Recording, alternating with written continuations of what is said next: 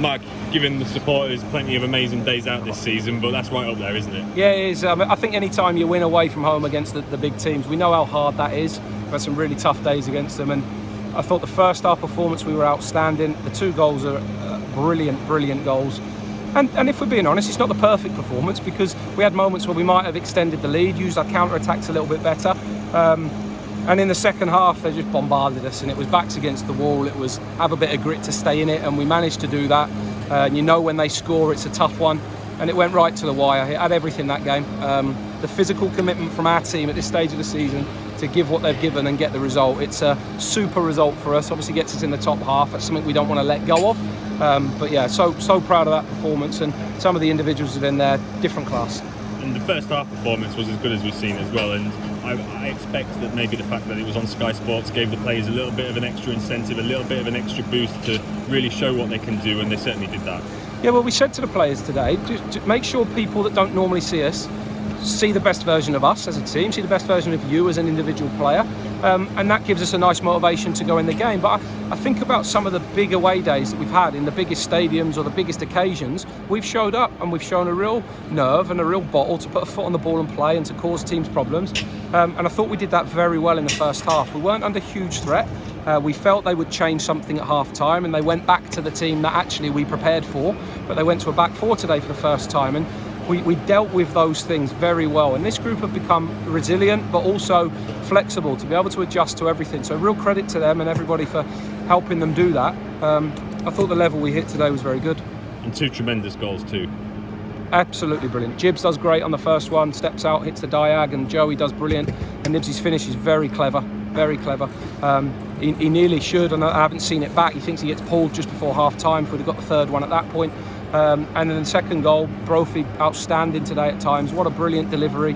What a header from Sam. Unbelievable header. And he does that, and we haven't done that enough for the players that we've got. But yeah, good to see things coming off that we're working on. Good to see the players doing what they do best. We have a chance right at the end with Joey. We have a few other counter-attacks we might make better use of, but you can't moan too much when you come here and get that result and surprise everybody. I'm delighted. And just a quick one on James. He's been playing brilliantly these past few months and hasn't always got the goals or assists that perhaps his performances deserved, but for him to get the Sky man of the match was a nice little moment for him as well. Yeah, he's done brilliantly for us. He's given us huge benefit in our team. He does so well, works so hard, understands the game brilliantly, helps us in transition, defensively so aware. And yeah, everyone's got things that they want to improve and want to do better, but we've shown from the beginning of the season to now the improvements that we're making, and we continue to do it, and there's no reason for that to stop.